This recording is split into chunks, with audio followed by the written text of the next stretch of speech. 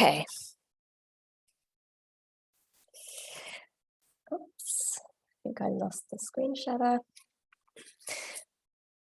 Okay, so I want to start with this invitation from Jennifer Saul from a paper that she wrote in 2018 on the topic of dog whistles, political manipulation, and philosophy of language. And so at this point in the paper, she's sort of casting a critical eye on how philosophers of language have standardly divided up the space of meaning and communication with this traditional divide between semantics and pragmatics. So Saul says, fully making sense of politically manipulative speech will require a detailed engagement with certain forms of speech that function in a less conscious manner, with something other than semantically expressed or pragmatically conveyed content. And I broadly agree. I think the standard ways of carving up the territory, which have been dominant in the last several decades, are proving insufficient in various ways. So I want to take up this invitation and use it as a kind of jumping off point for this talk. And I want to sketch a category of broadly communicative phenomena, which I think don't fit neatly into the framework that we have. In doing so, for anyone who knows the Saul paper, I'm going to go in a kind of different direction from the one that she does there. So Saul focuses specifically on something she calls covert perlocutionary acts. I'm not going to say anything about them. Instead, I'm going to try to define a different category, which I think exists in this no man's land between or around semantics and pragmatics. Okay, so a quick overview of the talk. I'm going to begin by trying to draw out a couple of key principles or themes in standard approaches to pragmatics, illustrating these with the Gricean paradigm of conversational implicature. Then I'm going to introduce the case study of framing effects, and I'll use that to argue for what I'm going to call regularity-based pragmatics. I'll then try to sketch some directions in which I think that regularity-based paradigm could be extended in the future to some other kind of interesting communicative phenomena before finally wrapping up.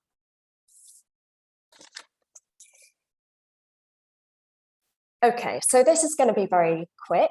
I'm just going to give one illustrative example of a Gricean conversational implicature in order to draw out two central features of pragmatics, which I think that Saul maybe also had in mind in criticizing the kind of the standard paradigm.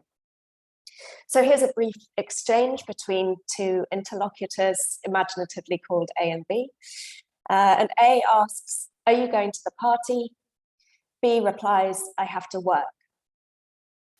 So B literally says, "I have to work." And roughly speaking, give or take, that's the semantic content of the sentence. But without saying so in so many words, B implicates that she can't go to the party. So two features of this case, this kind of very familiar standard Gricean case, which I think are characteristic of the central paradigm. First, implicating is something that speakers do deliberately. The implicature is very much part and parcel of the speaker's intended meaning. So in this particular case, B intends to communicate to A that she can't go to the party. This content is communicated ostensibly. In other words, B intends A to realize that this is exactly what she's trying to convey. In general, then, pragmatic effects are paradigmatically intended by the speaker. At least this is how theorists in pragmatics have tended to think about things. Corresponding to this, the audience is modeled as aiming to recover what the speaker's intention, what the speaker's communicative intention was. And this recovery is supposed to be fairly straightforward. So the route to the implicature in this case, and in other core cases, is pretty transparent, not just to the theorist, but also even to the person who's on the receiving end of the utterance. So in this example, we might imagine asking A, well, why do you assume that B can't come to the party? All B said is, I have to work. That could mean any number of things. And presumably A might think for a bit and reason roughly along the following lines. You know, well, presumably I'd ask B a question. Presumably B is giving me a response to that question. Presumably, therefore, this reply has some relevance to the question. And then what she said can only be really understood as a relevant response if she can't come to the party. Otherwise, it would have been a very irrelevant and misleading thing to start talking about work when I've asked about the party. So importantly for Grice, of course, implicatures arise not just because of the words that somebody used, but because of what generally follows from treating a speaker as a rational and cooperative communicator. So once we assume that B is giving a relevant response to A's question, that already gets us nearly all of the way to figuring out what B has managed to implicate.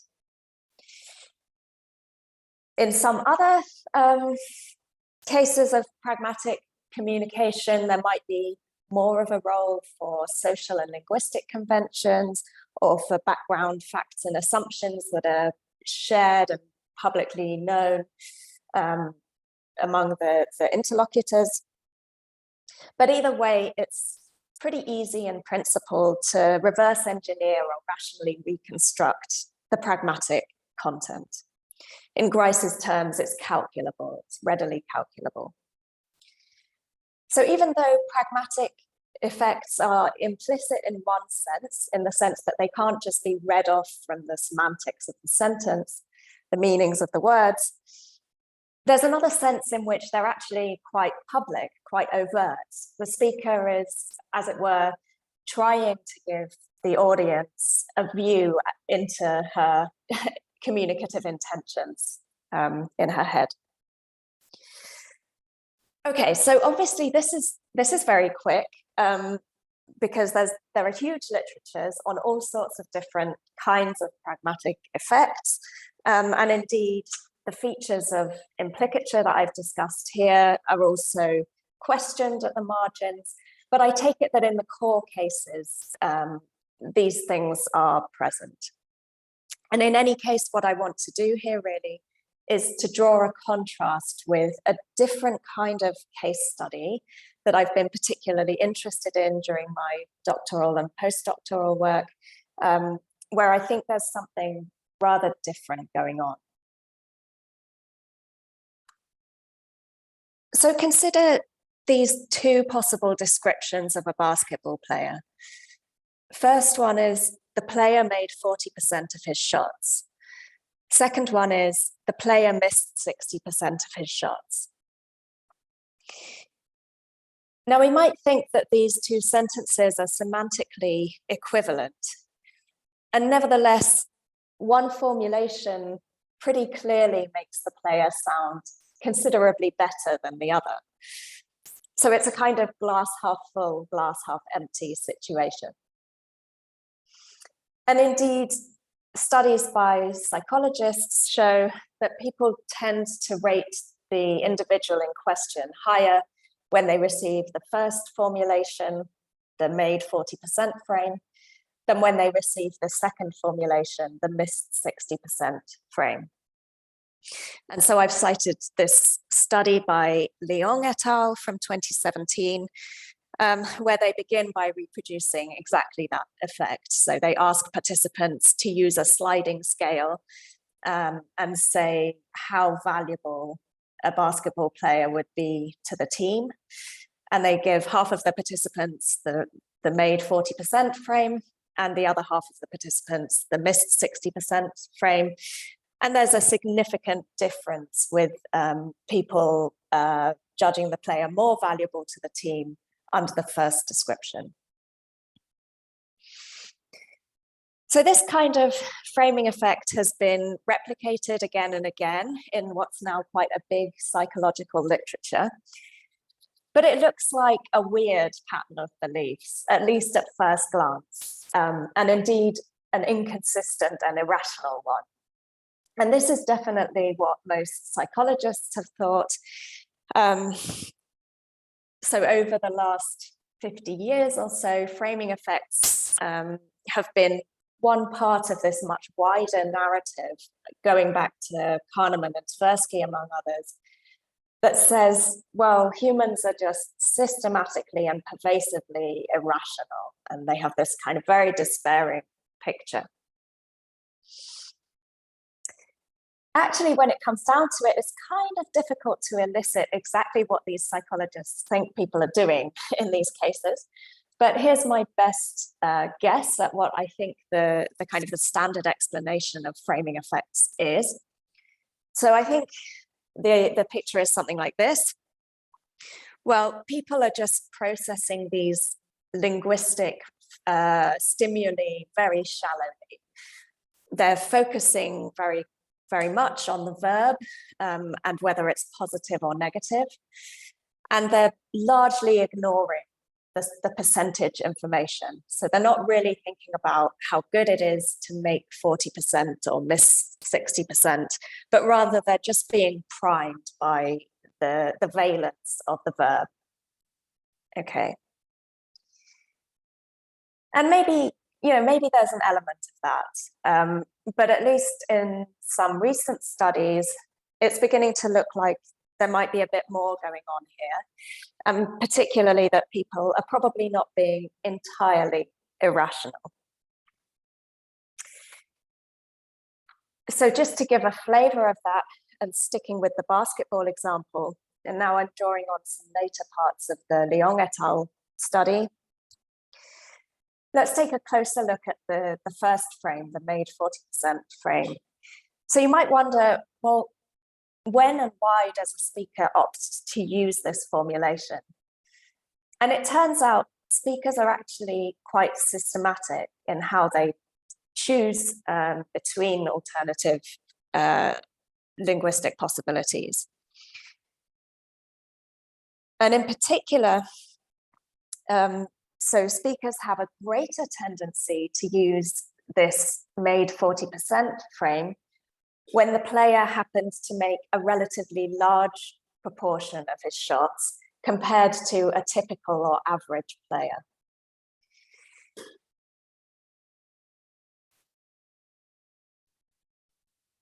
So,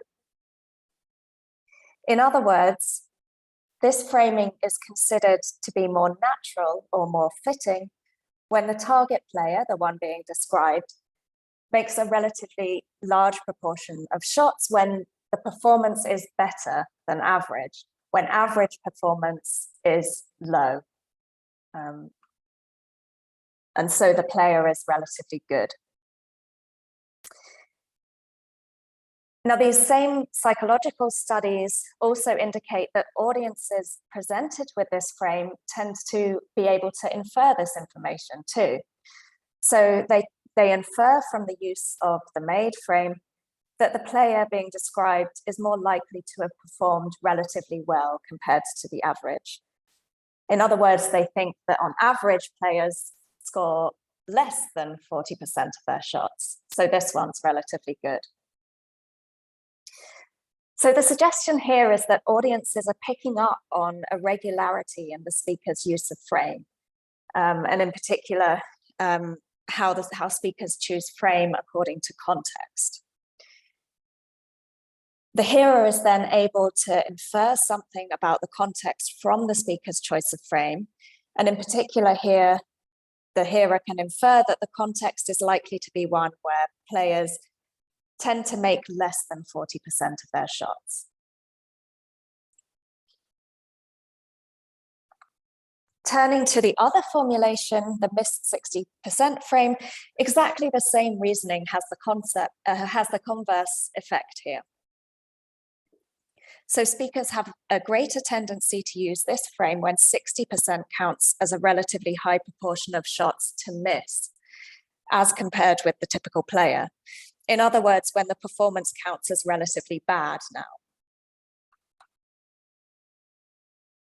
And audiences too have a tendency to pick up on that information from the speaker's use of frame, and they infer that the player performed worse than average, that the average player would have missed fewer or less than 60% of his shots.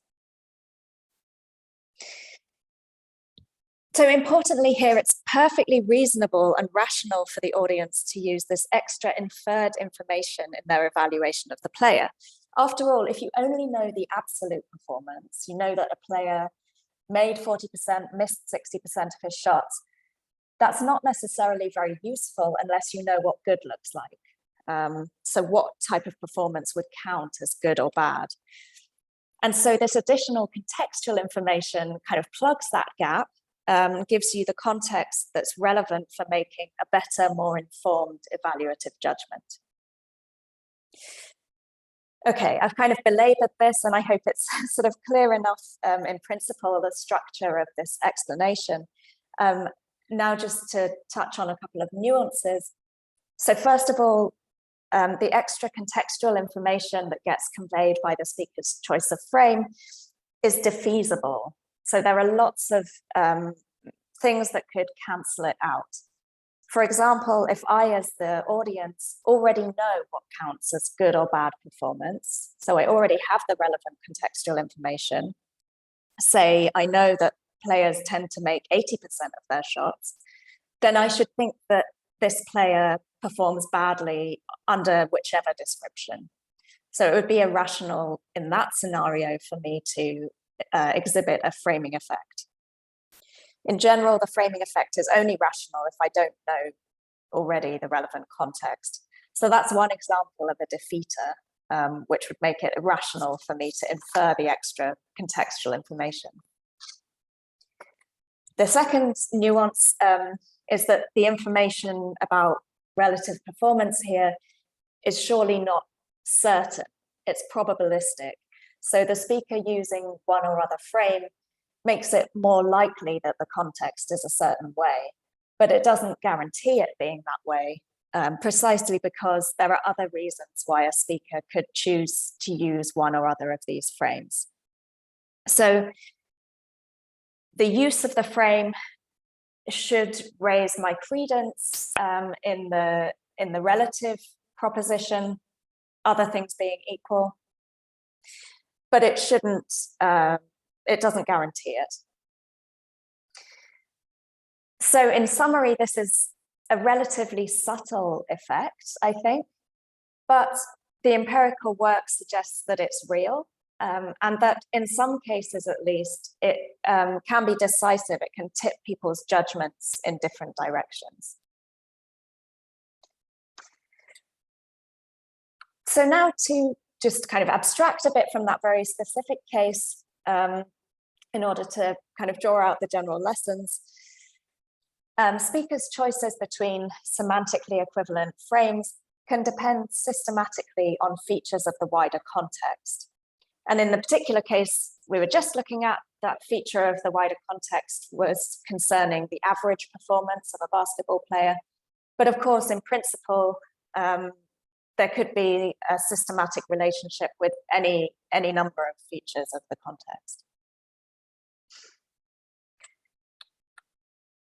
Now, individual speakers, I think, are typically not conscious of the underlying regularity.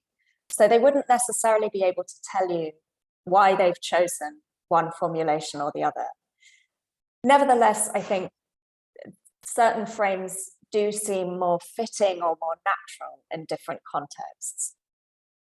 And so this is important because the additional contextual information is generally not part of what the speaker is very consciously, deliberately intending to convey to the hearer. And I think this is why psychologists who have developed this account of framing effects refer to it as information leakage. It's kind of a gross term, but I guess the idea is that the additional information sort of gets through by accident. The speaker gives something away without necessarily having decided very deliberately to do that. Then from the audience perspective, hearers systematically infer contextual information from the speaker's choice of frame. And again, I think they're typically not conscious of the underlying regularity. They might not realize they've even drawn an inference, and they might not realize how that inference is affecting their subsequent judgment, evaluation, or other reasoning. And this too is important because it's not obvious how to kind of reverse engineer the pragmatic effect here. So unlike in the case of conversational implicature, it doesn't just fall out of treating someone as a rational and cooperative communicator. It's much more implicit. It's much harder to figure out what's going on. Nevertheless, the upshot, I think, is that what at first appears as an irrational shift in judgment can be reliably tracking a relevant difference in context. So now to consider the implications of this for the semantics pragmatics distinction. So I think it's pretty clear that the additional information conveyed by a speaker's choice of frame is not semantic. It's not part of the meaning of the sentence, a sentence like the player made 40% of his shots, that the player made a relatively large proportion. So I'm not going to argue for that fully here, but I have this paper from 2020 where I discuss it a bit more carefully. I also don't think that framing effects or this information leakage account of framing effects, I don't think it fits the mold of traditional pragmatics either. And that's precisely because the effect here seems much less public or less overt, as I've been kind of hinting at in the last couple of slides. So first of all, as I've said, the additional content is paradigmatically not intended by the speaker as part of the communicative intention. And likewise, the recovery of the information is paradigmatically not transparent to the hearer. And we see this, I think, in the case of framing, because even when people are alerted to their decisions and asked what they were thinking, they're kind of puzzled that they've been subject to the framing effect, typically. And they think that they themselves have done something kind of weird and irrational. But I think it could be just that they don't have the right kind of conscious access to their sensitivity to this underlying regularity. So this implicit inference that they're able to make based on the association between frame and context. So I think we need to carve out a new category in the space of meaning and communication to capture this type of phenomenon. And this is what I'm calling regularity-based pragmatics. So this category would capture the additional contextual information that's conveyed by a speaker's choice between two semantically equivalent linguistic alternatives. And I suggest that the information transfer depends on regularities in language use, and basically on implicitly known associations between language and context, a kind of sensitivity to which of multiple alternative formulations tends to be chosen in which situations. One implication of this is that regularity-based pragmatics might be much more localized and parochial than, for example, conversational implicature, because implicatures are supposed to be calculable on the basis of universal rational principles. Whereas here, in this paradigm, there's scope for much more limited effects based on the particular associations that are present in speakers' smaller linguistic communities. And I think that this points towards the need to consider the particular Bayesian priors that individuals come with to a communicative situation based on how language gets used in their community. The second point of difference with standard pragmatics is that, as I've been saying, speaker and hearer are sensitive to the regularity without consciously invoking it as part of a communicative intention or as part of a implicature recovery method. And so, yeah, the speaker doesn't intend to communicate the extra information about the context, it kind of just slips through. And regularity-based pragmatic effects typically are and remain quite covert in this way. And I think this makes them different from the core pragmatic effects that people have been studying in the past.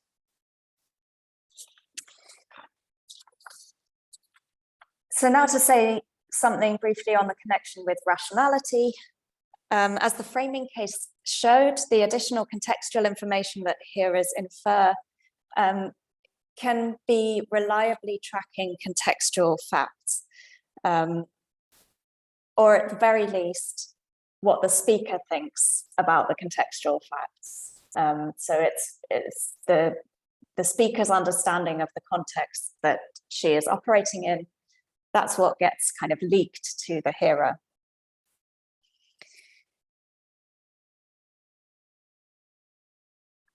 And as in the case of the basketball player, these contextual facts can reasonably affect people's subsequent judgments.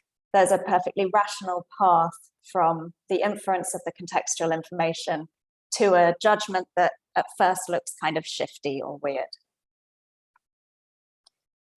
Nevertheless, I don't want to let people completely off the hook because there can always be defeaters. So it's not always going to be the case that inferring this additional information is rational. As mentioned before, there are lots of defeaters, and that means that there are cases where the contextual information shouldn't be inferred, and if it is, then that would count as being irrational. Related to this point about rationality, just to say something briefly on responsibility. So, as we saw before on the standard view of framing effects, people are seen as being basically lazy and irrational in their processing. They just ignore some of the information that's available, and they just get primed by the kind of superficial differences in language. And so this basically places all the blame on the audience when they come to form patterns of beliefs that look inconsistent or beliefs that look bad. But I think it's good to rebalance this narrative a bit now. And so I want to suggest that if it's sometimes justified to infer extra information from a speaker's choice of frame, and that extra information leads to a shift in judgment, then we shouldn't automatically blame people, even if they make an inference that ultimately turns out to be false. I think it's far more likely that speakers have done something weird, so maybe inappropriate or in bad faith, by using an unnatural frame. In other words, a frame or a piece of language that doesn't really fit the context and is kind of misrepresenting the context in some way and misleading the audience, whether that's intentional or by some kind of negligence or accident. Albeit, again, I think there can always be mitigating circumstances that can absolve speakers on many occasions. So I don't want to say it's always the speaker's fault when someone infers information that turns out to be false. So, for example, the speaker might have assumed something false about the audience's pre-existing knowledge of the context or whatever. Okay, so this is the kind of the core proposal, this regularity-based pragmatics. And now I want to move on to the last part of the talk, which is also very speculative, and think about how this kind of basic insight might possibly be able to extend beyond cases of framing to other communicative phenomena that are interesting. So coming back to political rhetoric, and one of the case studies that's used by Saul in the paper that I mentioned at the beginning, this comes from George W. Bush's State of the Union address in 2003, where he uses this phrase. He says, "Yet there's power, wonder-working power, in the goodness and idealism and faith of the American people." And so Saul kind of homes in on this interesting phrase, wonder-working power. And this is the gloss that she gives there. She says, "To a non-fundamentalist, this is an ordinary piece of fluffy political boilerplate which passes without notice. But a fundamentalist Christian will hear the dog whistle. Amongst fundamentalists, wonder-working power is a favored phrase that refers specifically to the power of Christ." So Saul's idea here is that Bush is kind of using this phrase, wonder-working power, as a way to ingratiate himself with this particular section of the electorate, fundamentalist Christians, and come across as being kind of one of them. So I'm going to assume that this is roughly what is going on in this case, and just think about how that's happening, what's the mechanism behind it, and I want to suggest that the regularity-based paradigm might be helpful here. So it seems to me like the use of wonder-working power here conveys information about the speaker's worldview. And in particular, it conveys that the speaker shares the fundamentalist Christian worldview. I want to suggest that the transfer of this information depends on a known association between that particular turn of phrase and the speaker being a fundamentalist Christian. Bush could have used any number of different phrases here, maybe incredible power or power that can change the world or whatever else. But it's fundamentalist Christians who tend to use the phrase wonder-working power. And so the chances are that when it's uttered, you can infer that the religious allegiance of the speaker, if you're in the know. So note here that if it's right that the use of this phrase conveys information about the speaker's worldview, it depends on an association between that phrase and being a fundamentalist Christian. So here, the relevant element of context is to do with the speaker's beliefs and identity, or the speaker's outlook. So this is another aspect of context in which a form of words is uttered that could give rise to a regularity that people can latch onto. Now, presumably, Bush or his speechwriters did use this phrase fairly deliberately in some sense, but I take it they didn't intend to communicate overtly a message like George Bush is a fundamentalist Christian. That would certainly alienate other segments of the electorate.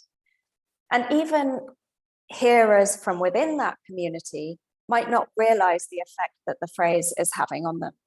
So the inference to the speaker's outlook might not be transparent to them, I think, even while they pick up on the in-group implication and kind of warm to the speaker as a politician. And presumably they're doing something reasonable here. If it's right that there's this strong association between the use of this phrase and the identity or the religious outlook of the speaker, then it's rational to derive that inference. And note that it's particularly important in this case that the recovery of the information doesn't depend heavily on universal general principles of rationality and cooperativeness. You only pick it up if you're in the target audience. People who are not fundamentalist Christians can't necessarily figure out what's being conveyed just by appeal to rational cooperation. So the effect is very localized. That's what makes it a dog whistle. And that's what helps Bush to reach out to fundamentalist Christians here without alienating those with other worldviews. So this is one example, a slightly different example from the framing case, but hopefully it at least indicates how the framework of regularity-based pragmatics might be extendable to phenomena beyond framing effects of the kind discussed in the psychological literature. And related to this, this case, I've been starting to think about another possible avenue of research looking at linguistic choices made particularly in social media. So I think people are often quite carefully forming and curating their social media posts with a view to signaling their political allegiances or their other aspects of their identity or outlook. So that immediately makes me think that the regularity-based paradigm could be quite relevant here. And since we already know that people operate in bubbles in social media, there could potentially be quite different regularities across operating in different bubbles. And so I think this would be an interesting hypothesis to explore further. And I was thinking about an example like the term woke. So I think that the use of that word might signal at some times and in some bubbles that the speaker has one type of set of views. So maybe someone on the political left who is interested in revealing and eradicating social injustices. Whereas at other points in time or among other bubbles, it might be associated with exactly the opposite kind of speaker, precisely because it tends to be used in a negative, disparaging way.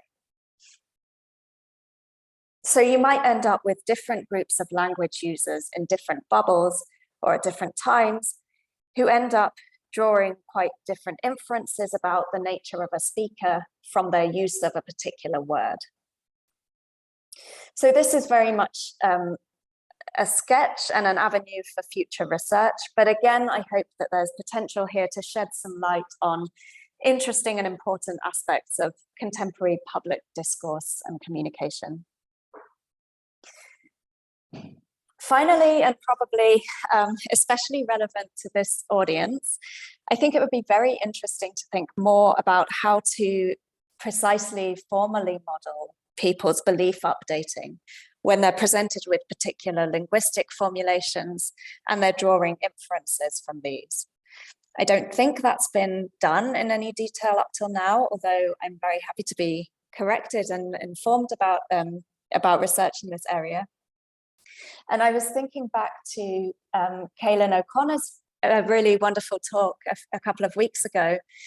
I'm wondering if maybe doing modeling with appropriate sensitivity analyses could show that inferences that people are drawing could produce interesting and perhaps even unexpected effects further down the line. So I guess this is really just an open invitation to the more formally minded people here to start a conversation about how the research might be extended in this direction. And I'm really open to and welcome any suggestions, any and all suggestions here. Okay, now finally, just to wrap up.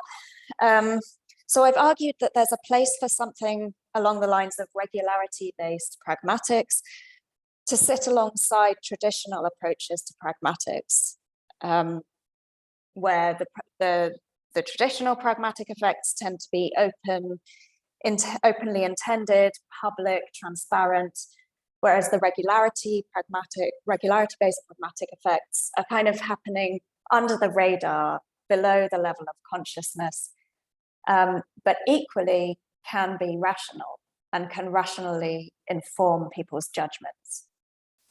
And when the result is that the recipient of linguistically conveyed information makes a poor judgment, I think maybe we shouldn't be so quick to rush to blame them.